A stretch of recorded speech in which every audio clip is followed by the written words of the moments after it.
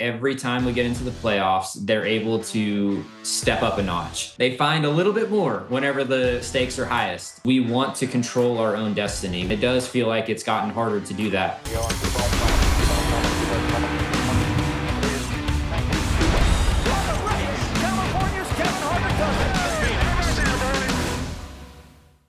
Well, Christopher Bell, you got back into victory lane this weekend with what was a very, I guess I could just call it a very intriguing race. But it looked kind of like one of those dry, slick sprint car races where you're waiting for the right rear tire to blow out, hoping that you weren't too hard on it. But I'm not very good at that, never done that, so you'll have to tell me if that's a fair assessment.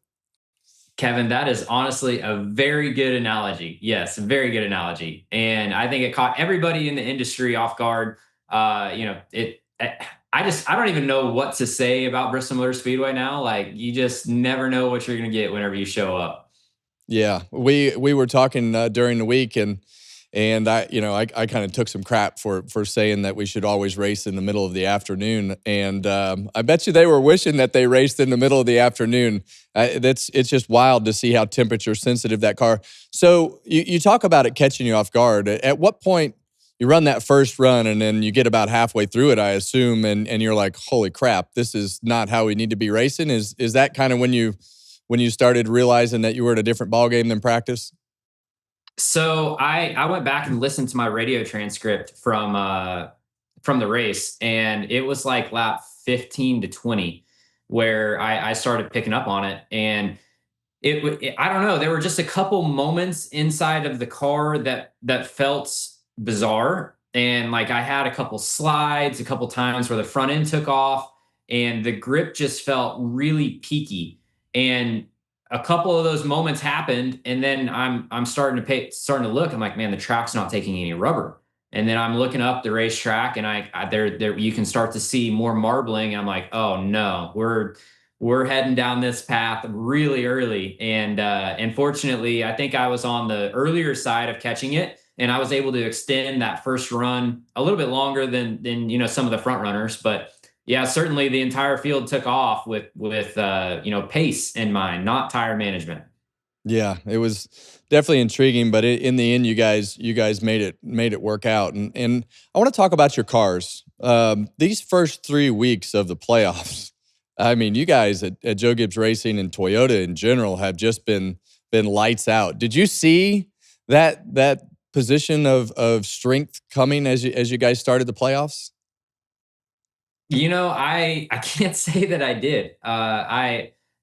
That's one thing that I'm really proud of for driving for Toyota, Joe Gibbs Racing, is it feels like every time we get into the playoffs, they're able to step up a notch.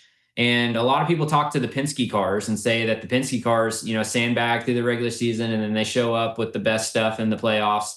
And you can see that a little bit, but I definitely feel the same thing from our group. Like, not that we're sandbagging in the regular season, but they find a little bit more whenever the stakes are highest. And it was just a great start to the playoffs for our company, and I'm super proud of Toyota for putting all the resources into getting better, and even Joe Gibbs Racing with their success with Denny and Chase Briscoe, and Ty had a great race at Bristol too. It very easily could have been him in victory lane. So I look back at, and I know that you've probably answered this question a million times, but I've feel like I've been in the position that you were last week, super frustrated with where you finished and the way that things were going. You had the early streak at the beginning of the year. Explain to the fans just the difference between knowing that you have cars that can win and not capitalizing on those moments, and that frustration and how it boils over, and how you guys went from the frustration last week to fixing it during the week to just going back on the racetrack. How's that go with you and Adam?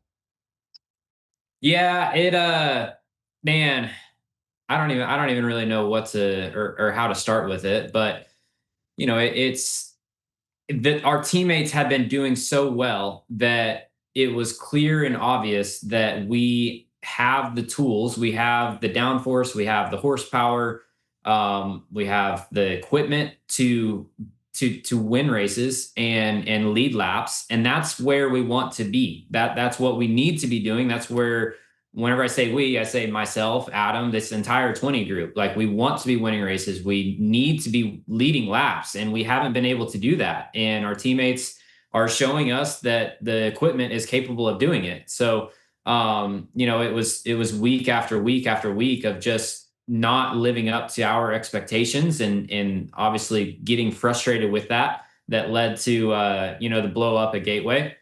And whenever we went down, or whenever we talked about it on, or last week going into Bristol, Adam, he opened my eyes a little bit, and he said, look, where we want to be and where we are is not really that far apart. Like, we're really close. And it didn't feel like that in the moment, but then this week at Bristol, it proved it. And any given week, we can show up to the racetrack and have a shot at it. We just have to put it all together. Yeah, and for me, when I drove the next gen car and watching over the last couple years, I feel like it's almost streaky, and there's so many things that have become out of your control. The circumstances, the cars being closer together, all those things happen. That's the frustrating part, Kevin. That's the frustrating part. Like, and I think all of the drivers would be unified in that, is we want to control our own destiny. We want to be able to, if we have a bad day, we should run bad. If we have a good day, good car, like we just want to control our own destiny. And it does feel like it's gotten harder to do that within the last, certainly couple years. So what are the strengths as you go forward? Everywhere? Because right now it appears Joe Gibbs Racing is everywhere. Yeah, I mean, I think that the schedule lays out really good for us. I don't see a weakness in the schedule, except for Talladega. I would feel a little bit better about Talladega if it wasn't in the round of 8. But with that being said, you can kind of look at it with two different viewpoints, right? It's not notoriously been a great track for the Toyota Group and Joe Gibbs Racing, but especially since next gen. But with that being said, there is going to be a lot more opportunity for a non-playoff car to win, which will open up another point spot to get into that championship event. So, I think everybody probably feels the same thing. But if I was a Penske guy, I'd be happier than what I am right now, for sure. Yeah, they definitely run well in the super speedways, but they haven't brought that magic to the playoffs this year. So, last question before we let you go. Anything outside of Cup, or are we just all Cup races through the end of the year? No sprint cars, midgets, anything? No, definitely no more dirt track racing through Phoenix. There's a couple opportunities after Phoenix, but I'm kind of undecided on if I want to take a break or I want to keep going. Yeah, well, I'm happy that my sprint car analogy was at least somewhat in the ballpark to start this, but it's been fun to watch the progression of where everything went on Saturday night, and you guys came back on top, and I know you guys got on a hot streak at the beginning of the year. So maybe this is the beginning of another hot streak for that 20 team. So good luck through the rest of the year, and thanks for taking the time today. Thank you, Kevin.